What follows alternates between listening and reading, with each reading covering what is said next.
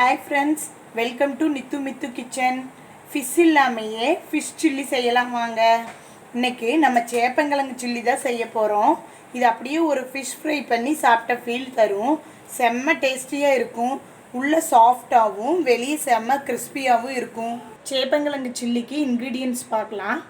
First 1/4 kilo சேப்பங்கிழங்க 1 teaspoon கல்லுப்பு 1 teaspoon மஞ்சள் தூள் போட்டு நல்லா 10 மினிட்ஸ் கொதிக்க வச்சு ஃபில்டர் பண்ணி எடுத்து இப்படி ரவுண்ட் ஷேப்பில் கட் பண்ணி எடுத்து வச்சுக்கோங்க. அப்புறம் 1 டேபிள் ஸ்பூன் தயிர், 1 டேபிள் ஸ்பூன் பச்சரிசி மாவு, 1 டேபிள் ஸ்பூன் கடலை மாவு, 1/2 டீஸ்பூன் உப்பு, 1 டேபிள் ஸ்பூன் சாம்பார் பவுடர். இந்த எல்லா இன்க்ரீடியன்ஸையும் ஆல்ரெடி நம்ம கட் பண்ணி வச்சுருக்க சேப்பங்கிழங்கு கூட போட்டு நல்லா மிக்ஸ் பண்ணி வச்சுக்கோங்க.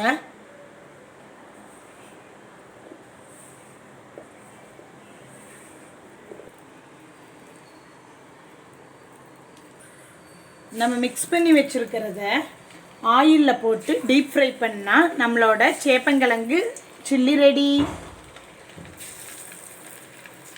சேப்பங்கிழங்கெல்லாம் நம்ம ஃபுட்டில் யூஸ் பண்ணுறது இல்லை, அதில் நிறைய ஹெல்த் பெனிஃபிட்ஸ் இருக்குது.